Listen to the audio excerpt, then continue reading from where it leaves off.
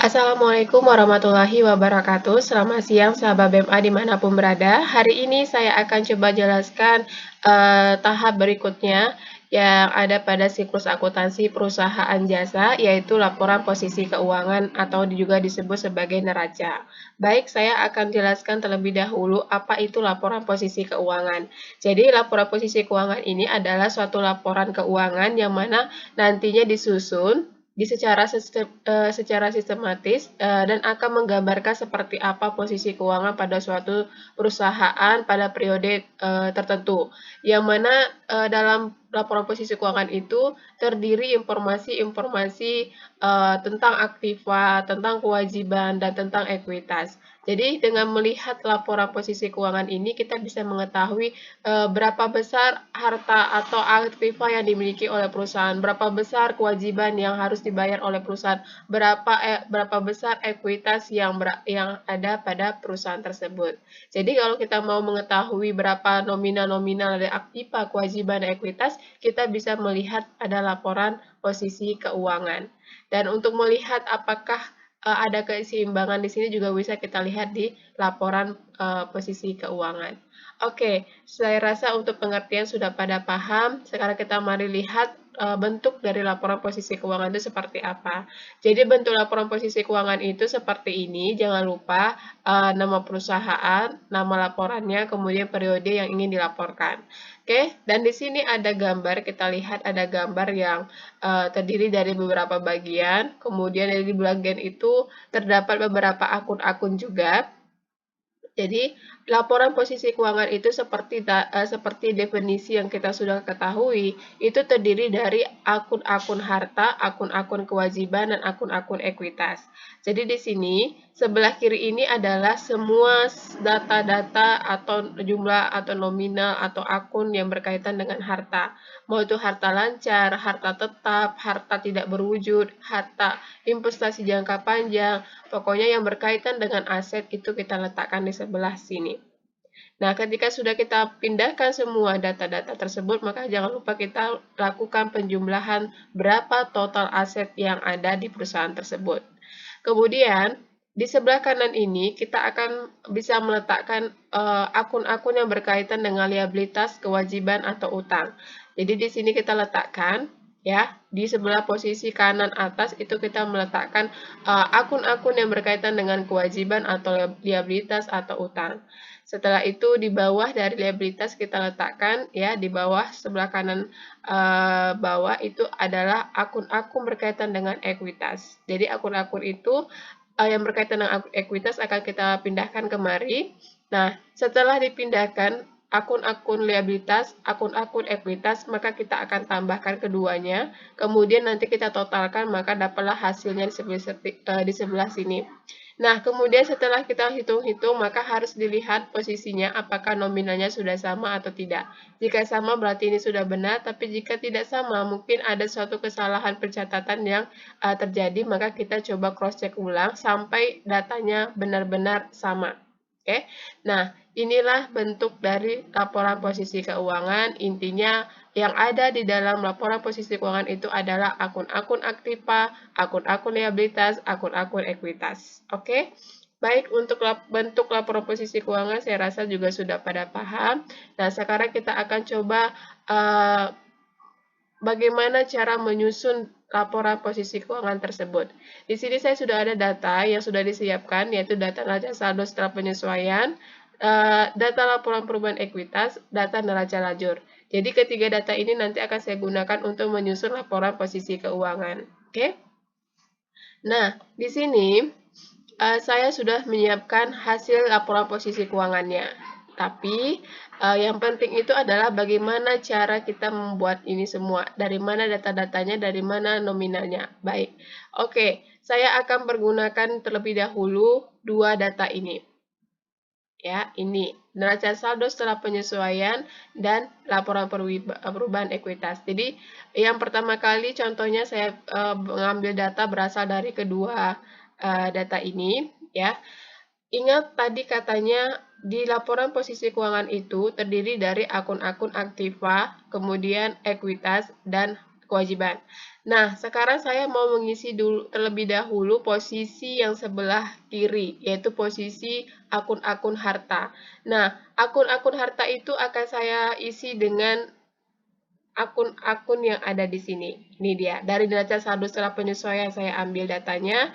Nah, di sini yang termasuk dalam akun aktiva itu ada kas, ada piutang usaha, ada pelengkapan, sewa diberi muka.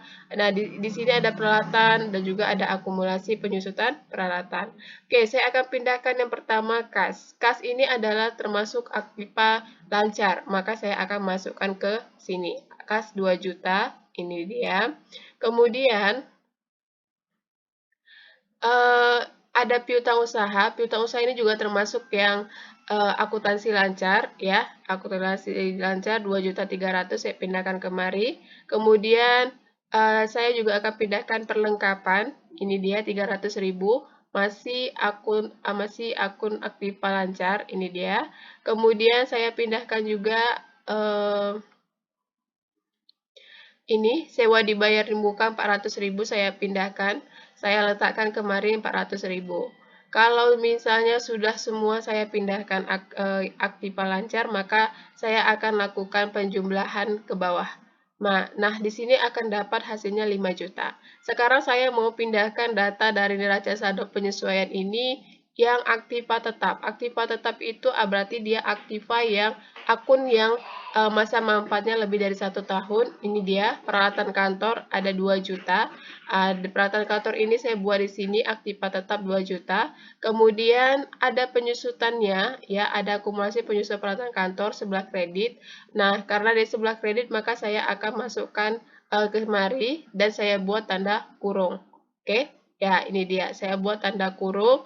Kemudian setelah itu saya lihat lagi apakah sudah habis semuanya. Oh ya, sudah habis. Jadi semuanya sudah saya pindahkan yang akun-akun aktiva atau aset atau harta. Nah, kemudian saya jumlahkan.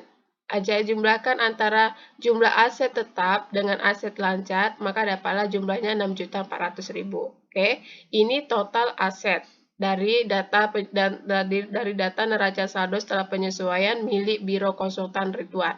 Nah, sekarang saya mau pindahkan data-data liabilitasnya.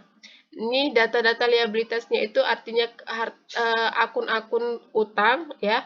Maka di sini ada dua akun utang. Yang pertama itu utang usaha 1 juta. Saya akan pindahkan utang usaha kemari 1 juta.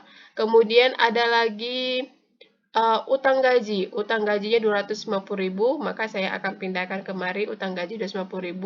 Kalau semua utang sudah saya pindahkan, ya, utang sudah saya pindahkan, maka saya akan lakukan penjumlahan ke bawah, jumlahnya ternyata adalah 1.250.000.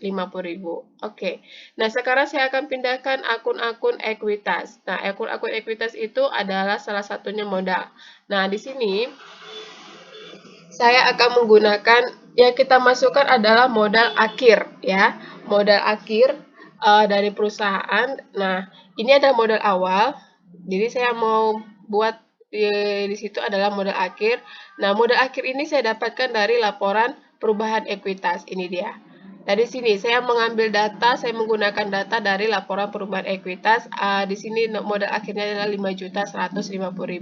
Maka di sini saya akan pindahkan 5.150.000. Totalnya adalah 1.250 tambah 5.150.000. Hasilnya adalah 6.400.000 rupiah.